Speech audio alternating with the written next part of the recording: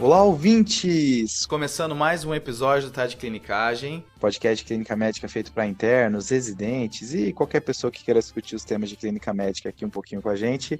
Meu nome é Pedro Magno. Eu sou o João Mendes. E, pessoal, hoje voltamos com outro caso clínico e, de novo, com outra liga acadêmica. Dessa vez é com o pessoal da Liga de Medicina Clínica lá da Universidade Federal do Ceará, a UFC, né? Que eles trouxeram um caso aí pra gente discutir. A gente separou 2 membros da liga para discutirem com a gente. Eles, assim como eu e o Pedro, estão sabendo da síndrome que vai ser trabalhada e já vieram estudados também pra gente participar dessa discussão aí. Liga que você já foi presidente, não foi, João? Aí correu, já chegou em ti essa informação. Não, cara, não, olha, o João e o Iago são membros, assim, pilares da presidência dessa liga aí, eu já tô sabendo aí desse boato. Já tive essa incumbência aí, rapaz. Mas assim, foi muito prazeroso. É uma coisa até que eu acho importante mencionar, é estimular a criação de ligas, né? Discutir casos na faculdade, porque isso é o dia a dia do médico, discutir casos, né? Então, vale a pena aí. Boa. E, pessoal, acho que é importante ressaltar que por motivos técnicos aí, que o meu áudio acabou ficando muito ruim, tá? A gente acabou tendo um erro na hora de gravar, na hora da maneira como foi captado o meu áudio. Então, mas dá para entender as coisas que eu falo aí, só peço desculpa aí pela diminuição da qualidade que vocês estão acostumados. Mas a sua voz é tão bela que suprimiu a qualidade do áudio. O conteúdo é tão belo. Ambos! Vamos nessa? Vamos lá, então. Então, começando o episódio aqui, mais um caso clínico, dessa vez com a Liga de Medicina Clínica da UFC. Fortaleza aí. Não, tô me sentindo acuado aqui, né, cara? Só a galera dessa universidade aí que só conheço gente brilhante, cara. Eu ia falar antes de começar a gravar, mas eu quis falar ao vivo. As pessoas que vêm daí é de impressionar demais, então eu tô me sentindo indo por uma prova de matemática cheio de gente, assim, um monte de asiático, assim, japonês, coreano. Sensação agora. Mas a ideia hoje é fazer um caso que eles vão apresentar, né? A gente vai discutindo, né, João? É isso aí. Nesse episódio seremos eu e o Pedro, né? A gente vai discutir com 2 membros aí da Liga de Medicina Clínica, o Eduardo e o Guilherme. Se apresentem aí, pessoal. Bom, pessoal, meu nome é Eduardo, tá? Como o João me apresentou, é um prazer estar aqui com vocês hoje. Então, e aí, pessoal, eu sou o Guilherme, é um prazer estar com vocês hoje também. É legal ressaltar que o Guilherme está no 7º semestre e o Eduardo está no 8º semestre, né? É isso aí? Isso aí, confere. Boa! E o caso vai ser apresentado pelo Laio, né, Laio? Isso, fala galera, tudo bom? Prazer estar aqui também, como eles falaram. Massa. Beleza. E pessoal, como todo episódio de caso clínico do Tá de Clinicagem, a gente que vai discutir o caso, eu, o Pedro, o Guilherme e o Eduardo, a gente sabe previamente a síndrome, que no caso aqui vai ser um paciente com diarreia crônica, né? Tudo que vem depois a gente não sabe, é um caso a priori que a gente está cego do resultado final do diagnóstico, né? A ideia, então, é tentar organizar um pouco o pensamento, o que a gente tem que pensar, o que a gente tem que considerar quando a gente encontrar um paciente com essa síndrome, né? Vamos começar, Laio? Manda aí. Manda abraço. É um paciente do sexo masculino, de 43 anos, natural de Trairi, que é o interior do Ceará, e procedente de Paraipaba. Ele atualmente é agricultor, mas ele já trabalhou em granja, ele é um ex-funcionário de granja. A queixa principal dele foi diarreia, só isso. Ele fala que há 1 ano passou a apresentar uma dor em andar inferior do abdômen. Ele disse que era mais hipogástria e fossa ilíaca esquerda. Era em caráter de cólica, de leve intensidade, que ele graduou como 3 de 10, que piorava com a manobra de Valsalva e com a ingestão de farináceos e gorduras, e melhorava com o uso de AINES. Ele fala ainda que essa dor abdominal costumava ser acompanhada por febre de 39 graus, sem calafrios, que era intermitente, não vinha todo dia e também não tinha um horário específico, e que era uma febre que cedia com o uso de dipirona. Ele ficou com esse quadro desse jeito inalterado de dor abdominal e febre durante 9 meses. Depois de 9 meses teve uma melhora desse quadro, diminuiu um pouco a dor e a febre, mas começou um quadro de diarreia, que é a atual queixa principal dele. Era uma diarreia pastosa, amarelada, que ele disse que era em grande quantidade, em grande frequência. Ele evacuava de 10 a 12 vezes por dia. Não tinha sangue, não tinha muco, e era associada a hiporexia, náuseas, urgência evacuatória e despertar noturno. Essa diarreia dele piorava com ingesta de leite, milho e gorduras. Ele evoluiu com esse quadro de persistência da diarreia Só que 2 meses depois, ou seja, há 1 mês de hoje, ele teve uma piora do quadro. A diarreia passou a ser verde escura, com um forte cheiro, com presença de muco, restos alimentares e uma espuma, que ele não soube descrever muito bem. Além dessa piora da diarreia, surgiu vômitos pós-prandiais. Ele comia e vomitava. Ele diz que perdeu 15 quilos em 3 meses. Nos últimos 3 meses, ele foi de 80 quilos para 65 quilos. De história patológica pregressa, não tem nada de importante para o caso. Ele foi atilista dos 21 aos 28 anos de idade, só lembrando que hoje ele tem 43. Bebia tanto destilados e fermentados aos finais de semana, mas não soube quantificar uma dose. Tabagismo ou uso de outras drogas. Ele reside em uma casa que tem fossa séptica, não tem uma rede de esgoto. A água que ele bebe é de poço, mas é filtrada. História familiar não tem quadro parecido, não tem história de neoplasia na família também. De exame físico, o que tinha alterado era: ele estava visivelmente emagrecido, um pouco desidratado, hipoclorado, 2 cruzes em 4, e estava pesando 66 quilos no momento do atendimento. Estava com PA de 110 por 70, 18 incursões respiratórias por minuto e 78 BPM. De cabeça e pescoço, ele tinha linfonodomegalias palpáveis nas cadeias cervicais anteriores, bilateralmente, nos 2 lados, e também tinha na cadeia cervical posterior, mas somente à direita. Esses linfonodos eram fibroelásticos, móveis, indolores e menores que 1 centímetro, todos eles. O exame abdominal não tinha alterações, na verdade tinha só uma dor, a palpação profunda em face do bico esquerdo, e era isso, de exame físico, o resto está tudo normal. Beleza. Uns 3 atos nessa história aí, pelo menos, né? Parece que tem umas 3 etapas. E aí eu acho que, nesse caso, vale a pena a gente relembrar um conceito que a gente fala muito no TAD de clinicagem, que é a representação do problema, né? Porque, num caso longo assim, a gente não consegue pensar com todos os dados. Não adianta, porque não dá para pensar. Então, o ideal é você fazer um resumo do caso na sua cabeça com só os dados mais importantes. Eduardo, Guilherme, um de vocês aí quer fazer a representação do problema para a gente? Eu acho que eu resumiria um caso como sendo um paciente de sexo masculino, 43 anos, daqui do Ceará, que ele vem com a queixa de iniciada há 1 ano de dor abdominal e endoscopia do abdômen, e depois evoluindo, há 3 meses atrás, com a diarreia, certo? Com diarreia crônica, pastosa amarelada, associada a despertar noturno, com várias evacuações, ainda perda de peso significativa e desidratação. Uma coisa que a gente pode pontuar, né, Guilherme, que essa perda de peso, ela já configura uma outra síndrome, né, que é aquela síndrome consumptiva. Então, a gente já consegue colocar mais uma na jogada aí, mas que é a mesma coisa, né? Já uma perda de peso expressiva aí vai causar um alarme para tudo, né? Quando a gente escolhe a síndrome que a gente vai atrás, né, aqui fica bem óbvio que é diarreia, até porque é a síndrome importante para ele agora, mas olha a importância de você não ir para a síndrome da síndrome consumptiva, né? Porque ela é muito ampla. Geralmente você vai atrás daquela outra coisa que está junto com a síndrome consumptiva, seja uma febre de origem determinada, um quadro de tosse crônica. Então, geralmente, o outro sintoma é mais importante. Aqui, ele serve mais como um fator agravante, né? Quando a gente for falar dos exames que a gente vai pedir, o fato dessa perda de peso quer dizer que joga lá para cima a minha preocupação com esse paciente, mas não está aí o caminho, né? Não é esse o algoritmo, essa abordagem que a gente vai seguir. É bem óbvio que fica um quadro de diarreia aqui. Uma dúvida, Laio, a mudança do padrão da diarreia dele, que começa a ter essa mudança de coloração e outras coisas, faz quanto tempo? Foi há 1 mês atrás. Ele estava com diarreia há 2 meses e aí mudou o padrão. Tá bem. Então, ó, tentando organizar aí, parece que ele tinha um quadro recorrente de febre do abdominal há 1 ano. Isso depois migra, depois de 9 meses, para um quadro que predomina agora a diarreia, sem produtos patológicos a priori, certo? Nas fezes. E aí depois isso tem uma nova mudança agora, mais recente, para um aspecto mais esverdeado e espumoso, se associando com vômitos pós-prandiais. Vem aí uma perda de peso junto que agrava esse quadro. Do exame físico, o que você destacaria aí, hein, Guilherme? Eu acho que justamente essa questão da perda de peso e da desidratação, além disso, as linfonodomegalias. Boa. Uma terceira coisa que eu destacaria aí também é o fato dele estar hipocorado, né?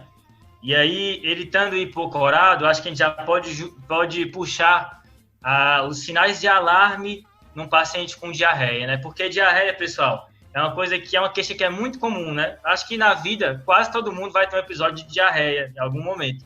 E quando você se depara com um problema que você tem familiaridade, você costuma entrar num conforto cognitivo e talvez minimizar aquele problema. Então, a ideia aqui é tentar pescar coisas na história do paciente, na coleta de dados, que te levantem um alerta de que essa não é uma diarreia trivial, não é uma diarreia que eu posso ficar tranquilo.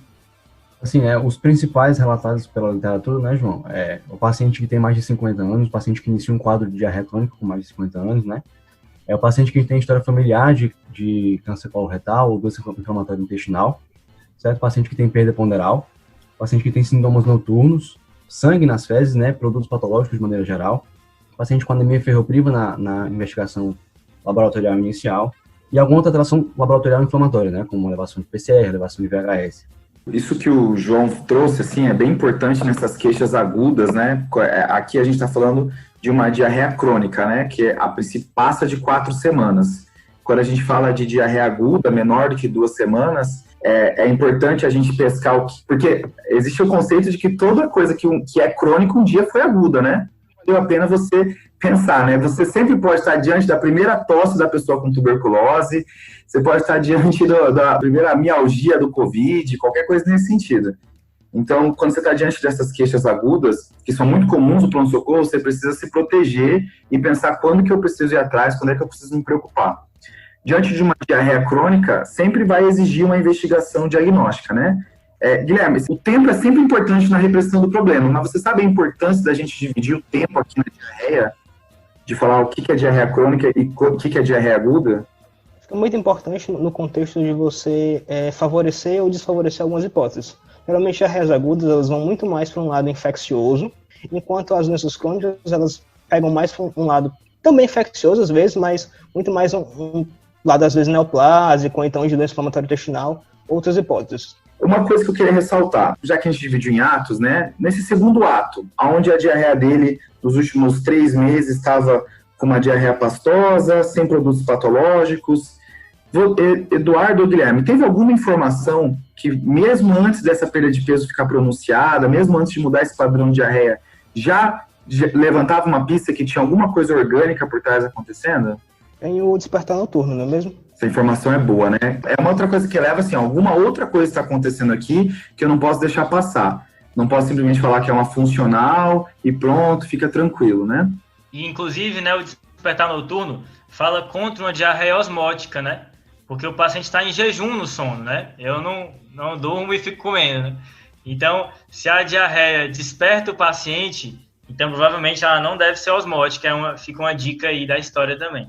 Mas de qualquer... Então, assim, esse é um paciente que, além da diarreia crônica, ele tem várias coisas que nos levam preocupação, né? Ele tem a história de febre, ele tem a história da perda de peso, ele tem esse despertar noturno, tem a linfonodomegalia. Tudo isso são vários alarmes que a gente não pode deixar passar esse paciente. Alguma coisa, uma investigação mais aprofundada a gente vai ter que fazer. Indo para a parte de investigação, que exames que você pediria para esse paciente, por exemplo, Eduardo? Os guidelines eles são bem divergentes, assim, nessa parte. Eles não conseguem encontrar um consenso, né?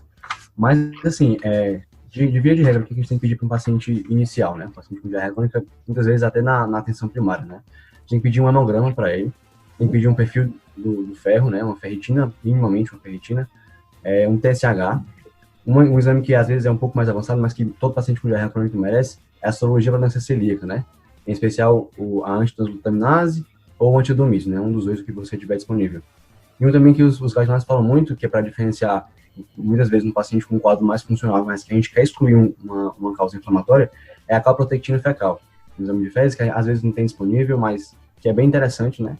Para poder descartar alguma causa inflamatória. E outro também que é muito importante, que já muda totalmente o seu raciocínio, né? É a sorologia para HIV, porque vai mudar muitas as etiologias que o paciente pode ter, são bem diferentes. Boa, Eduardo. O que você falou, isso é bem interessante. E, assim, o que você falou que os guidelines são divergentes, né? A gente vê muito até divergência em como dividir as causas de diarreia, né? Isso era uma discussão que eu estava tendo com o Pedro antes do episódio, que a gente vê muito aquela divisão em osmótica, secretiva, inflamatória, infecciosa. Mas eu não sei qual é a impressão de vocês, mas parece que na prática, na hora que eu vejo o paciente, essa divisão não ajuda tanto, né? No sentido de que, beleza, mas o que é que eu vou pedir? Eu vou pesquisar a doença de Whipple em todo mundo? Tá? Junto com as infecciosas? Não vou, né? Então, uma divisão que um guideline britânico traz, um guideline de 2018, é tentar elencar as coisas em comuns, infrequentes e raras. Essa divisão, ela faz sentido porque ela guia a minha investigação clínica, né? E assim, todo paciente vai ganhar alguns exames, para a gente pensar em algumas coisas aí, mas o interessante dos sinais de alarme é porque eles urgenciam alguns exames, né? Por exemplo, se eu estou vendo um paciente de 56 anos, com diarreia crônica, aquosa, mas não tem nenhum sinal de alarme, pensando em rastreio de câncer de cólon, esse paciente até merece uma colonoscopia, né? Mas talvez a urgência para pedir aqui não seja tão grande. Agora, um paciente de 40 e poucos anos com a diarreia sanguinolenta, perdendo peso, alternando às vezes até constipação com diarreia, o exame endoscópico ele sobe em prioridade, porque o risco desse paciente é maior. Então, é interessante pensar em frequência de causas, porque isso vai guiar a nossa investigação. E a ideia é que o paciente, não necessariamente todo paciente com diarreia crônica vai ganhar colono, né? Um dos exames que o Eduardo falou foi, por exemplo, o TSH.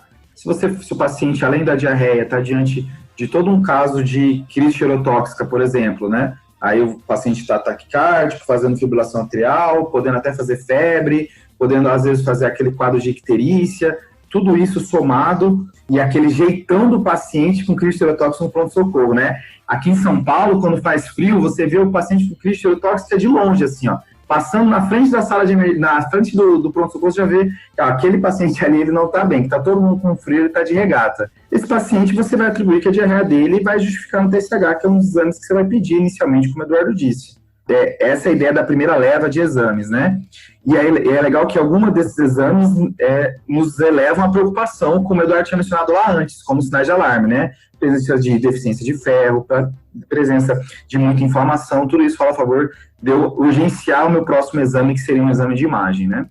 Eu queria só dar destaque à calprotectina fecal, é um exame que eu, na graduação, eu vi pouco esse exame, vim ver mais na residência, mas é um exame interessante porque é como se fosse, mal comparando, o PCR das fezes, né? E, assim, ele indica que tem inflamação e num paciente mais jovem, sei lá, de 30 anos, que vem com a calprotectina alterada, aí nesse eu pediria colonoscopia porque me sugere uma inflamação intestinal nesse caso, né?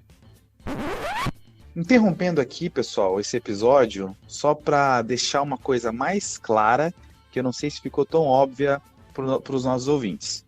E nesse momento, onde você está pensando o que você vai pedir de exame para o paciente ou não, você tem que... Os alunos já trouxeram os exames iniciais, mas existe uma pergunta que você precisa se fazer da primeira consulta diante de uma diarreia crônica, que é: eu preciso fazer uma colonoscopia agora ou eu peço colonoscopia só depois que a minha primeira leva de exames vier normal? Isso, né? Então as suspeitas vão guiar muito se essa colonoscopia ela vem logo no primeiro pedido de exames complementares ou se ela vem no segundo momento. Como no nosso caso a gente tinha muitas evidências de que era uma causa inflamatória, o paciente tinha muito sinal de alarme, a colonoscopia veio primeiro. Mas se a sua diarreia não tem uma característica inflamatória e câncer ou doença inflamatória intestinal não são suas primeiras hipóteses, você pode optar por um caminho em que você pede exames laboratoriais inicialmente. Se esses exames apontarem numa direção de doença celíaca, hipertireoidismo ou alguma outra causa, você segue esse caminho, e se ficar ainda sem elucidação, você pediria a colonoscopia aí, nesse caso, no segundo momento. Lembrar que é importante atualizar os rastreios, né? Se o paciente já for mais idoso, já tiver indicação de colonoscopia que ainda não fez, talvez já ganhe esse exame, já indique esse exame mais rápido, né? Ou história familiar de câncer de cólon na família, né? Qualquer coisa que indique um rastreio aí de câncer de cólon, você também vai procurar. Boa. Voltando para o episódio, então. Uma coisa que o Eduardo falou sobre imunodeficiência E realmente tem que lembrar, né? Existem alguns sinais que eu tenho que pesquisar imunodeficiência, né? Diarreia crônica é um deles, certo? E a imunodeficiência adquirida mais famosa é o HIV, sim, né? Mas e das imunodeficiências hereditárias, herdadas, pessoal? Vocês lembram de alguma que pode se manifestar como diarreia crônica classicamente? Assim, a que eu vi muito associada, né, é a imunodeficiência comum variável. Boa, Eduardo, é isso mesmo, né? É uma das imunodeficiências mais comuns, né, hereditárias, e a gente pesquisa ela através das dosagens de imunoglobulinas, né? É um diagnóstico que tem que ser pensado em pacientes com diarreia crônica, especialmente mais novos, e especialmente com histórico de infecções de repetição prévias, né? Isso é só interessante lembrar que quando a gente pensa em imunodeficiência primária, a gente pensa muito na pediatria, né? Mas imunodeficiência comum variável pode se manifestar na clínica médica no adulto. Então tem que ter esse diagnóstico em mente. Acho massa esse diagnóstico, João, é o quanto você muda a vida de uma pessoa quando você faz diagnóstico. Isso é impressionante, assim. Porque, primeiro, é um exame que é relativamente simples, né? É dosar as imunoglobulinas, e depois que você faz o diagnóstico, o paciente ele começa a repor, e é ele que tinha mais chance de evoluir quadros sépticos graves, pneumonia de repetição, tudo mais, ele zera, né? Eu acho o poder de mudança na vida de uma pessoa quando se faz diagnóstico é muito grande, né? Dos exames que o Eduardo pediu, queria ressaltar que ele falou de doença celíaca, né, Guilherme? E ele falou do antitransglutaminase, mas tem uma pegadinha nesse antitransglutaminase, você lembra qual é? Então, quando você pede o antitransglutaminase, você pede normalmente o antitransglutaminase GA, certo? Só que pode acontecer do seu paciente ele ter também uma deficiência seletiva de GA, que é a imunodeficiência mais comum. Logo, pode ser que o exame, esse antitransglutaminase venha negativo por conta dessa imunodeficiência. Então, você sempre tem que pedir o antitransglutaminase GA e o IgA total.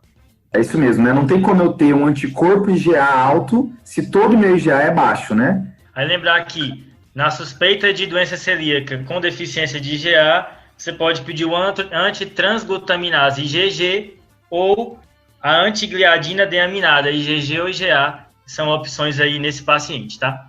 Então, indo para os exames, o Eduardo já falou aqueles exames da primeira leva, falou do hemograma, perfil do ferro, TSH, falou da calprotectina que a gente comentou também, exames da doença celíaca e falou da imunossupressão. Ótimo. Mas esse caso, ele é mais do que só uma diarreia crônica, né? Esse é os exames iniciais para uma diarreia crônica geral. O que mais que vocês pediriam para esse nosso paciente de 43 anos de idade? Para esse paciente, além dos exames básicos para diarreia crônica, como a gente comentou, como ele é um paciente que tem alguns sintomas que sugerem uma etiologia orgânica, né? Um paciente que tem sintomas noturnos, um paciente que tem perda de peso, dentre outros sintomas, né? Valeria a pena também pedir uma colonoscopia, né? Iniciar uma investigação endoscópica para ele. E aí um dado legal para a gente relembrar também é que na colonoscopia, quando a gente for pedir para um paciente com diarreia crônica, é importante a gente pedir múltiplas biópsias, né? Ou biópsias seriadas, para a gente conseguir excluir uma etiologia bem interessante, que é a colite microscópica, que muitas vezes a coluna vem normal, ou seja, aparentemente macroscopicamente normal, só que quando a gente coleta múltiplas biópsias, a gente consegue ver alguma alteração que sugere essa entidade. Em especial em cólon direito, né?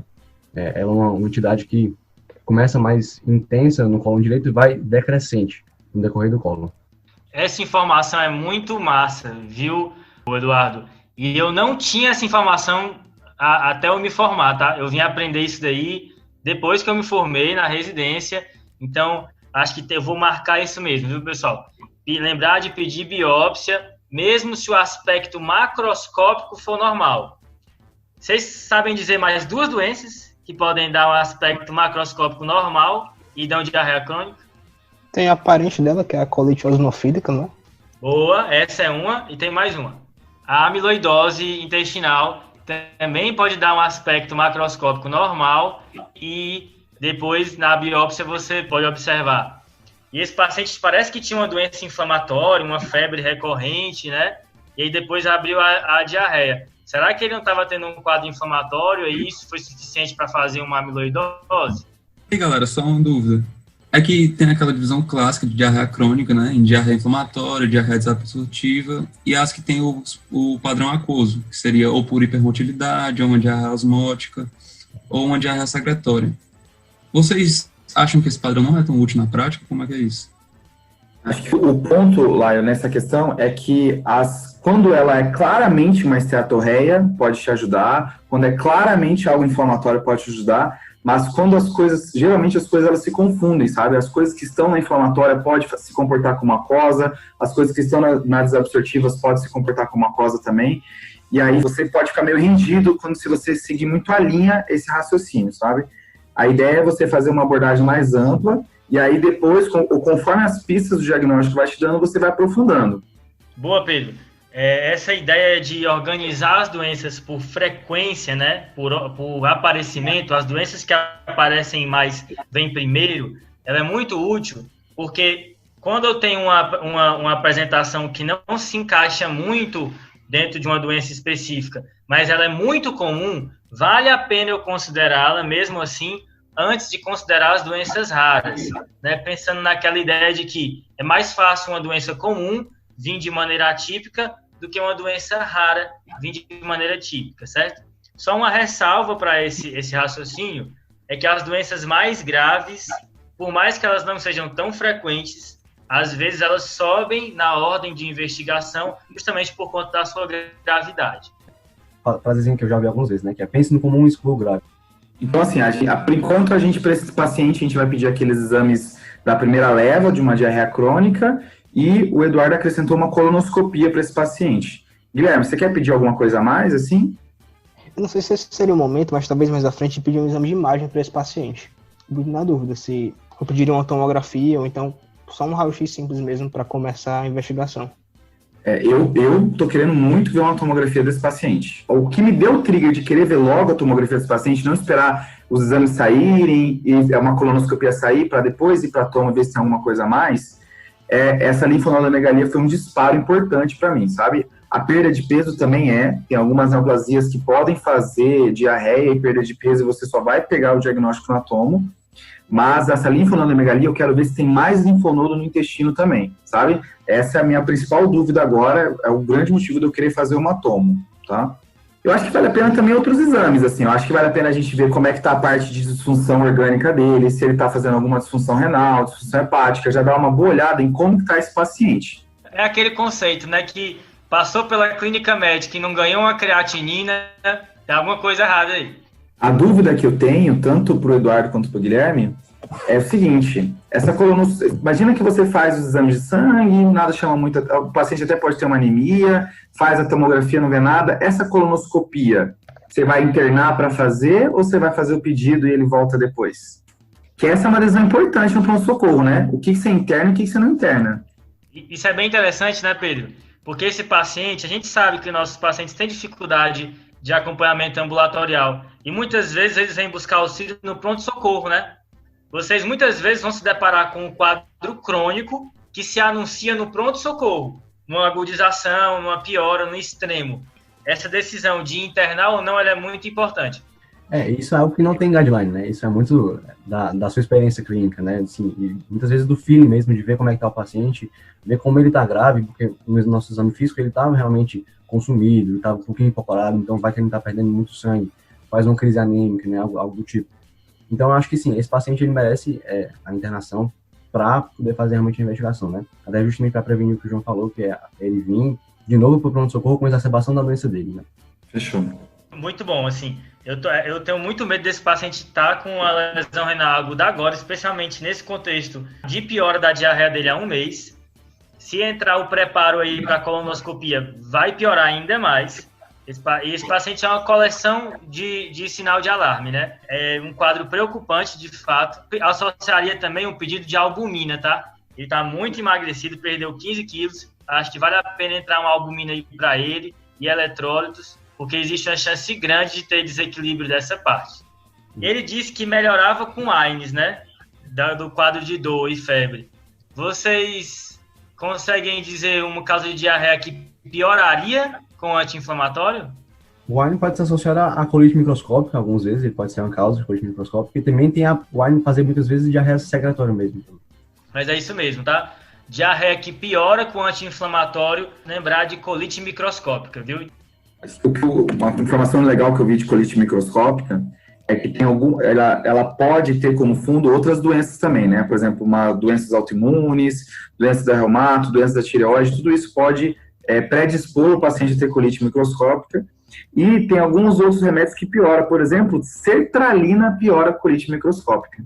Essa informação não Sabia não. Os 3 medicamentos que eu vi que podem piorar a colite microscópica e a suspensão deles melhora o quadro de diarreia é o anti-inflamatório, a sertralina e inibidor de bomba de próton. Acho que vamos para os resultados dos exames aí? Fala aí, Lion. Começando pelo hemograma, ele tinha uma hemoglobina de 9,7, com VCM de 75 e HCM de 23. O leuco dele estava de 8.260, com 6.800 de segmentado. E tinha plaquetas de 527 mil, ou seja, ele tinha uma anemia hipomicro. O TAP dele estava de 10, com INR de 0,92, normal. B12, ácido fólico, antitransglutaminase IgA sérico, IgG e IgM estavam todos normais. Além disso, eles pediram Sudan 3, que deu negativo, e parasitológico de fezes, que também deu negativo. Amilase, lipase, LDH, ureia, creatinina, TSH e T4 livre, todos estavam normais, não tinha nenhuma alteração. Ele tinha uma ferritina de 67, que é normal, um ferro sérico de 18, com IST, índice de saturação de transferrina, de 9%, que estão diminuídos. Além disso, ele tinha um VHS de 94 e um PCR de 25, que estão bem aumentados. Pediram sorologias dele também, que deram todos negativas. Mas eles também pediram um FAM, que deu não reagente. Antes da gente ir para os exames de imagem, né, de coluna e de tomo que a gente pediu, acho que vale a ressalva que a gente não tinha falado de análise das fezes, né? A gente não pediu cultura, de coprocultura, análise de parasitológico. Isso é importante também, né? Acho que vale essa ressalva que a gente deixou passar. Pessoal, essa ferritina normal aí, hein? Exclui deficiência de ferro? Acho que não, principalmente nesse contexto de inflamação, que lembrar que ferritina não é um reagente de fase aguda, então a ferritina também aumenta o contexto de inflamação. Então você pode ter as duas coisas ali, pode ter uma deficiência de ferro, que teria ferritina baixa, mas com a inflamação puxando para cima. Por isso que você tem esses ferro sérico e ST baixos com a ferritina normal, assim. Boa, Guilherme, isso mesmo, né? Eu acho que a interpretação desses exames aí é exatamente essa. Parece uma anemia ferropriva mesmo e um paciente inflamado, né? Ele deu albumina? Ele falou albumina lá? Não falou. A albumina estava de 3,5. Essa albumina de 3,5 eu esperava que ia vir um e pouco, viu? Agora tem que ir no ouro, né? Tem que olhar para o problema. De aqui, acho que os 2 exames que a gente pediu, né? A tomo de abdômen e agora... Isso. Que a gente já iria querer contrastada para ver linfonodo, agora com essa função renal a gente fica mais tranquilo ainda. E a colonoscopia, né? Acho que esses vão ser os exames de importância. A princípio, os exames laboratoriais não mudaram nossa conduta, não mudaram nossa direção da onde a gente estava indo, né? O paciente já tinha vários sinais de alarme para a gente poder ir direto, ver o intestino desse paciente.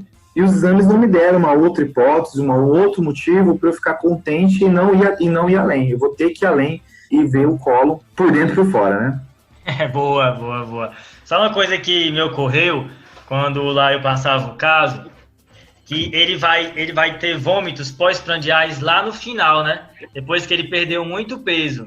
Existe uma situação que é a síndrome da artéria mesentérica superior, que a pessoa perde muito peso e aí a gordura que separa a artéria mesentérica superior da aorta, ela é reduzida, né? E aí o que você tem é como se fosse uma compressão extrínseca do duodeno pela mesentérica superior e a aorta, que elas fazem um ângulo agudo, perdeu aquela gordurinha, elas pinçam o duodeno. Então, será que ele não perdeu um monte de peso e por isso que lá no final agora está tendo esses náuseas e vômitos pós-prandiais? É uma possibilidade aí, né? Fala aí, Lion. Antes de entregar os exames de imagem para vocês, a equipe que estava acompanhando esse paciente achou o caso um pouco estranho e resolveu conversar de novo com ele para ver se tinha alguma informação. E surgiu uma informação que eles não sabiam antes. Top. A cara do New England isso aí, cara.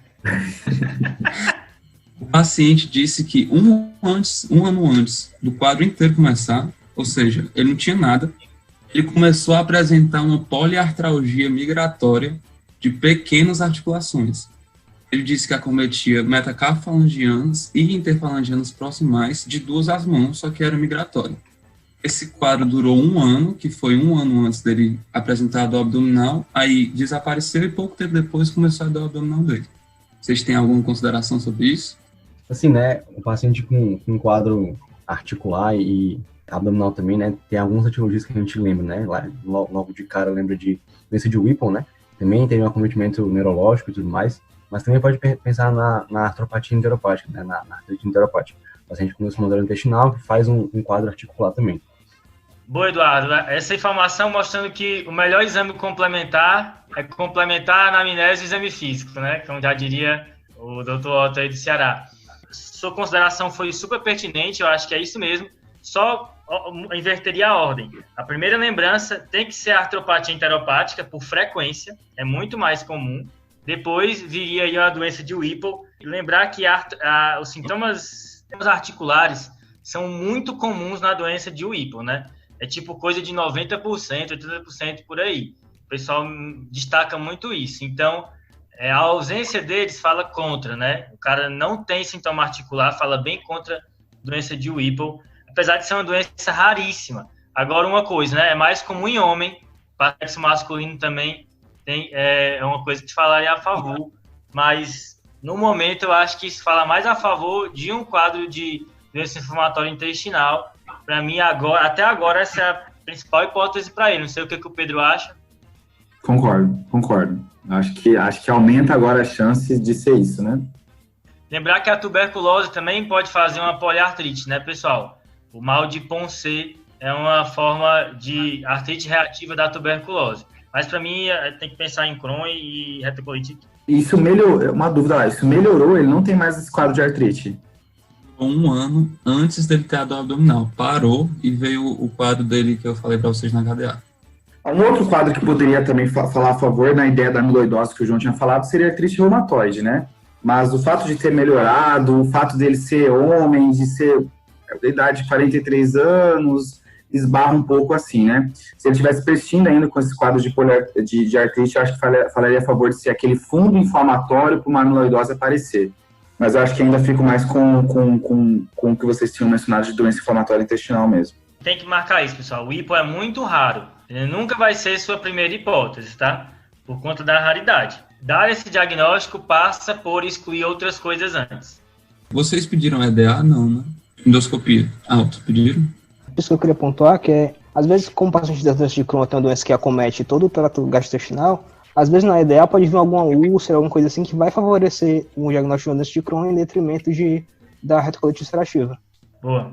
Ele fez uma endoscopia digestiva alta, e estava tudo normal, exceto que eles viram uma linfangiectasia do adenal. É a única coisa que foi vista na endoscopia. Na colono, teve um preparo ruim, não conseguiu avaliar o cólon direito, mas pelo que ele viu, ele achou que estava normal. Pelo menos a ileoscopia, ele disse que estava normal. Ele também fez uma enteroressonância, que visualizou alças cólicas distendidas com conteúdo líquido, mas mais importante que isso, eles viram linfonodos mesentéricos aumentados, tanto em quantidade quanto em dimensões, de natureza indeterminada. Aí, por causa desses linfonodos, eles pediram, vocês também tinham falado do antecessor abdômen pélvico, mas eles pediram uma ressonância de abdômen pélvico, que evidenciou um pequeno derrame pleural bilateral e mostrou melhor esses linfonodos. Na verdade, não eram só linfonodos mesentéricos, ele tinha linfonodos mesentéricos e retroperitoneais proeminentes e aumentados em números, com conteúdo gorduroso no interior. Foram esses os achados de imagem. Guilherme, qual a importância dele ter feito a ileoscopia aí na coluna, hein, cara? Acho que é justamente voltando pro contexto da Crohn e da retocolite ulcerativa na diferenciação. A retocolite ulcerativa ela vai pegar mais o colo, enquanto o acometimento íleo ele é do Crohn, íleo distal, íleo terminal. Boa. E lembrar que a tuberculose intestinal também tem acometimento preferencial pela região do íleo, tá? Então, importante essa região do íleo ser visualizada, especificamente porque Crohn e tuberculose gostam de acometer essa região. Nem sempre a diferenciação de Crohn e tuberculose intestinal é fácil. As duas podem fazer granuloma. E tem até um caso famoso do New England, que o pessoal acha que é Crohn, imunossuprime, o paciente piora e no final era uma tuberculose intestinal. Então, não é fácil diferenciar essas duas entidades na prática.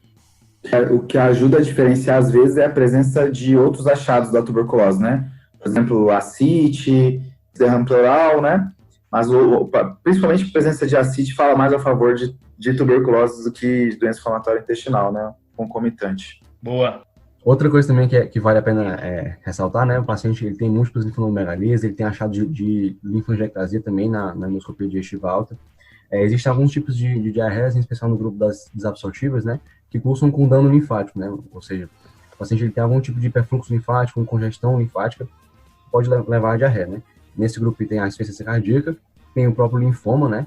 Que pode dar esse quadro de linfonomegalia generalizada, e as linfangiectasias, né? Que a gente encontrou uma isolada na EDA. A gente contasse mais, talvez pudesse pensar nessa etiologia. Boa. Uma coisa que eu queria destacar também é que uma coisa que me chamou a atenção enquanto o Laio passava o caso era que o paciente não tem nem saneamento básico, né? O paciente tem fossa na casa dele, bebe água de poço.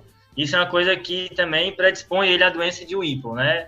Não é a nossa primeira hipótese, mas, enfim, a condição social do paciente não parece ser uma condição social boa, né? É muito triste esse dado, mas tem que ser valorizado no contexto que aumenta a chance de exposições a agentes infecciosos, entre eles o Tofferina Whipple, né? Guilherme, qual que é o próximo passo para o nosso paciente agora? Ele já fez uma endoscopia, uma colônia, fez essa angiorressonância. O que você priorizaria agora? Eu ia priorizar agora ver a biópsia, né, dele, para ver o que é que veio. E se essa biópsia não revelar? Mas aí tem que ver o que é que foi pedido na biópsia, né, por exemplo. Porque, por exemplo, no caso da amiloidose, você vai precisar de corar com vermelho Congo para ver se você vai revelar alguma coisa. Então, assim, tem que ver também o que foi pedido, enfim, os marcadores da biópsia. Boa. Mas, assim, na linha de tiro, depois do cólon e da endoscopia, tá esse linfonodo aí, né? Linfonodo, ele tá assim, ele tá escondido atrás da coluna ali, mas dá para ver que se ele brincar muito, ele vai rodar também, né? Justo. Essa pergunta do linfonodo é importante, porque você tem que estar com um plano na cabeça, né? Se isso aqui não resolver, o que eu vou fazer depois, né? Então, essa seria a ideia. Acho que esse é o exame que você conversa com o patologista para urgenciar o resultado, para ver se você já não vai direto no linfonodo, e conversa por isso que você comentou, né, Guilherme, que para ele saber o que você está pensando, né, para ele curar as coisas certas. Se você, às vezes, não comunica, né, tem essa troca de informação errada, né? E aí, o que deu da biópsia, Laio? Quanto às biópsias que ele fez na coluna e na endoscopia, foram biópsias seriadas, né, foram mais de uma. Todas as biópsias de cólon vieram do mesmo jeito, que foi só uma colite crônica discreta, nada mais que isso. A biópsia de íleo e a biópsia de duodeno revelaram coleções de macrófagos preenchidos por estruturas alongadas ou arredondadas que se coram pelo pás. E aí, Eduardo, o que esse achado nos mostra? É bem típico da doença de Whipple, né? Isso mesmo, né? O achado tanto da coloração pelo pás, se tivesse aqueles achados dos macrófagos, como é que é o nome, João? Em inglês espumosos, né? Espumosos. Tudo isso fala a favor de doença de Whipple, né?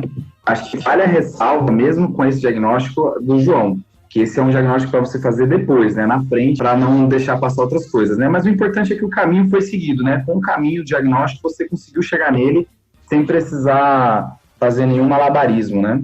Eu acho que esse caso ele tem alguns ensinamentos para a gente. Primeiro, valorizar não só o que o paciente tem, mas valorizar quem o paciente é.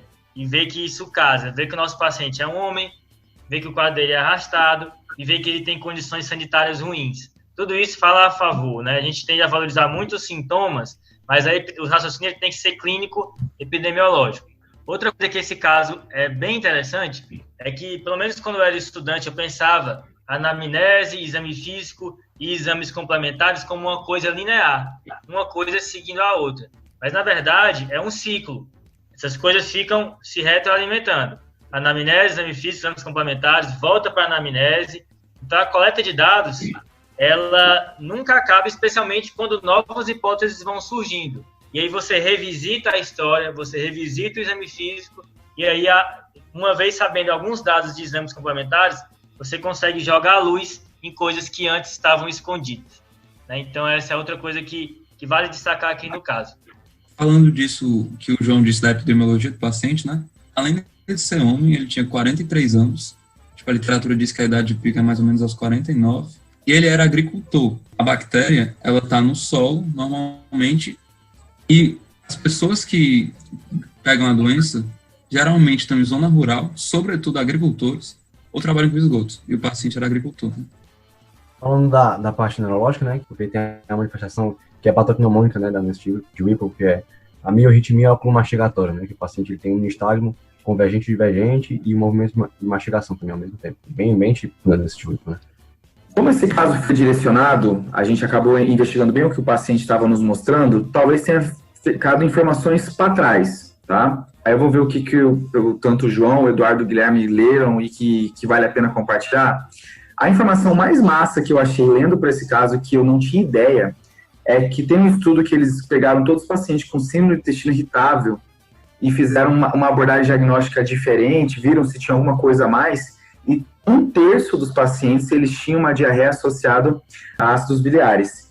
Isso faz com que esses pacientes melhoravam quando usavam colestiramina, tá? E isso é legal porque é uma doença de difícil tratamento e aí, às vezes, essa é uma pista para você mudar a vida da pessoa, sabe? Isso é bem bacana. Por mais que, mesmo os que utilizavam ainda tinham episódio de recorrência, mas ainda tinha um controle melhor da doença. Esse guideline britânico, ele até traz um exame diagnóstico que é através da medicina nuclear, que você usa o selênio, e você consegue ver se esse paciente está tendo uma diarreia associada a ácidos biliares ou não. Bem bacana, não tinha ideia disso. E eu achava, cara, que essa diarreia era só pós-colecistectomia, mas parece que não, né? Tem achado até de quadro pós-infeccioso. O paciente tem um quadro de infecção e depois ele continua tendo essa diarreia. Bizarro. Eduardo, você viu alguma informação massa de diarreia que a gente acabou não comentando aqui no episódio? Uma coisa que eu queria comentar também, quando a gente está diante de um paciente com diarreia desabsortiva, né? Um conceito interessante que é a insuficiência intestinal. Então, a insuficiência intestinal quer dizer que o intestino do paciente não está absorvendo aquilo, né? Então, tem algumas coisas que a gente pode medir, né? Em especial a cinética do ferro, né? O paciente ele deixa de absorver ferro, então ele pode perder o ferro diretamente, né? Vitaminas, em especial B6, o ácido fólico, vitamina B12, vitamina D também, a albumina, né? Que é a enteropatia de proteínas, e alguns eletrólitos. Os principais associados é o cálcio e o magnésio. Legal esse conceito de insuficiência intestinal, eu não conhecia não, cara. Legal mesmo. Guilherme, alguma informação legal aí sobre isso do que a gente acabou não conseguindo compartilhar no episódio? Eu acho que, continuando nesse contexto das diarreias por má absorção, tem outra etiologia interessante que a gente acabou comentando, mas não falou muito bem, foi sobre o supercrescimento bacteriano, não é isso? Ele é causado por uma deficiência do intestino ou por déficit de motilidade, às vezes por uma cirurgia, de você limpar, de fazer o clearance das bactérias intestinais, acaba que você tem uma superproliferação. Essas bactérias elas vão desconjugar o ácido biliar, vai diminuir a função dela. O paciente acaba tendo uma diarreia desabsortiva por conta disso. Aí, condições associadas, você vai ter da reumato a esclerose sistêmica, barra esclerodermia, que vai ter um distúrbio de motilidade, além de cirurgias, fundo cego, etc. Show. Boa.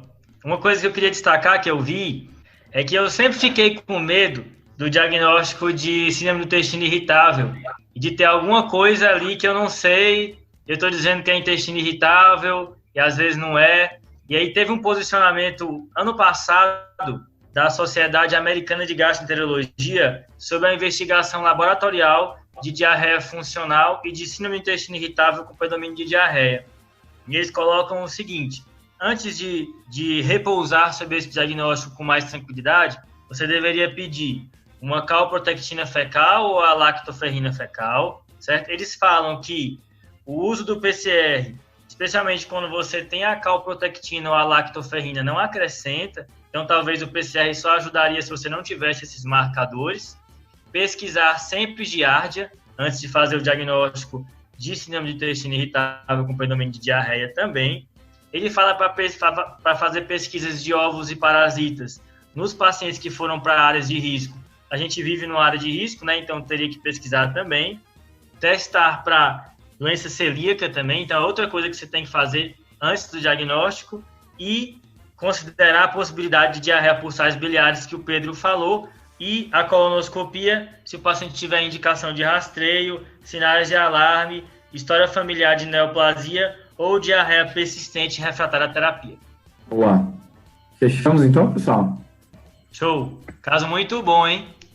Agradecimento especial ao Gustavo, que inclusive está aqui, colheu esse caso.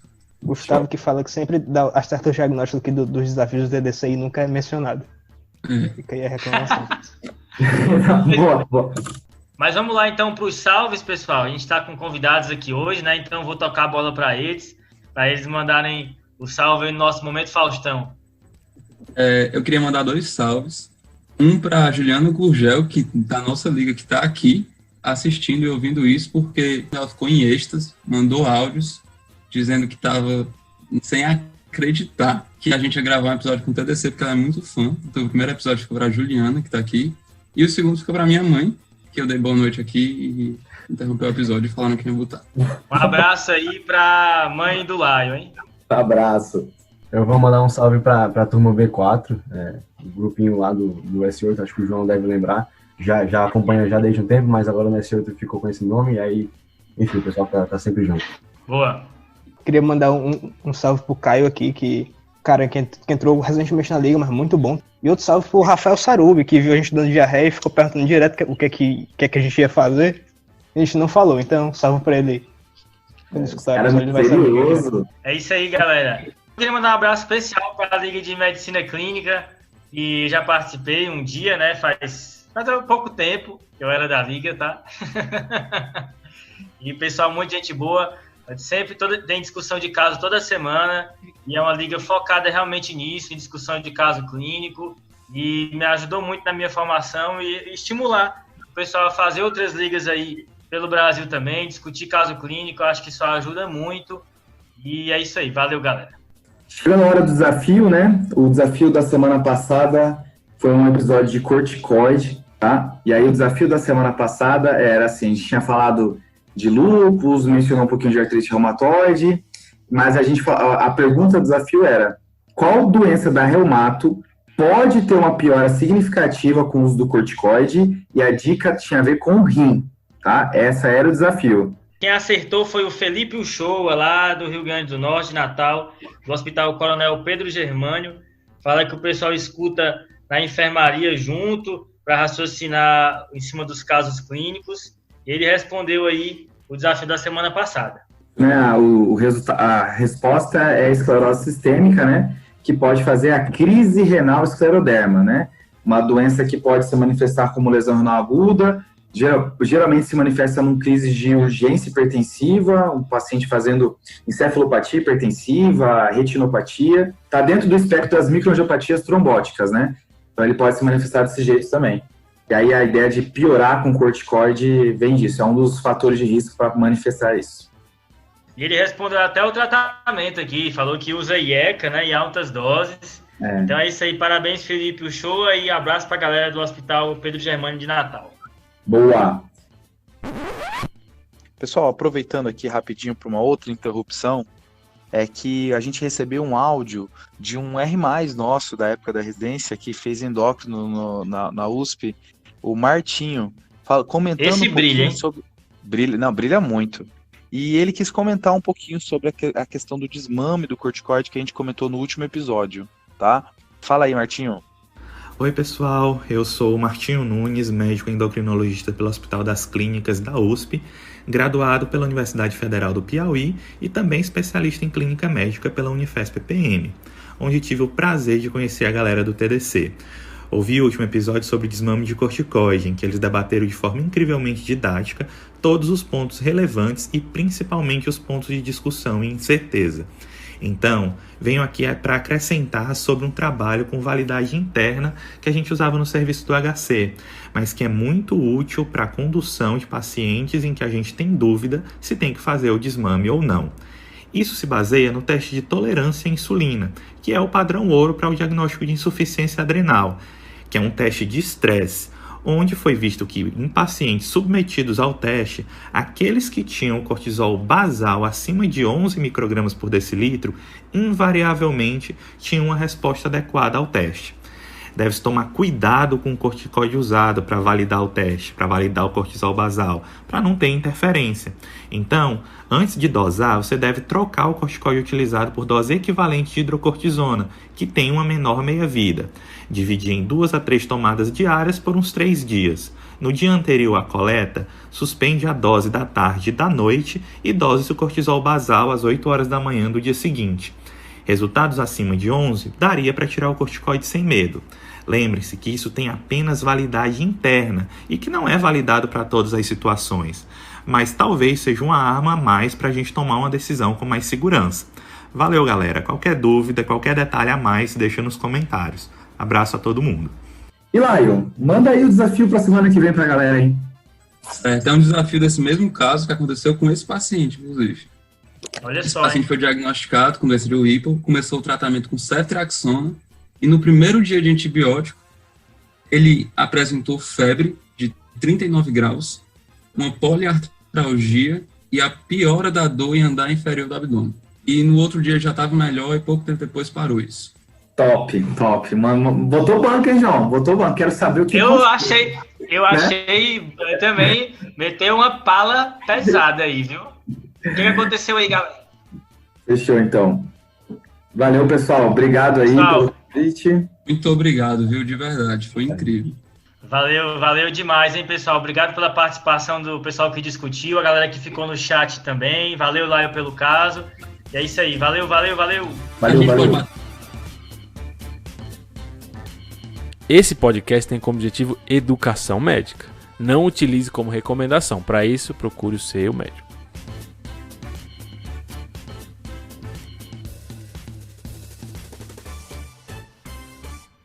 Só um minuto. Minha mãe foi dormir. Eu dar boa noite. Justo. Aí, Se você não tivesse dado boa noite pra ela, ia ficar puto com você. Eu acho que tem que entrar no podcast, essa parte. Eu vou dar boa noite pra minha mãe aqui.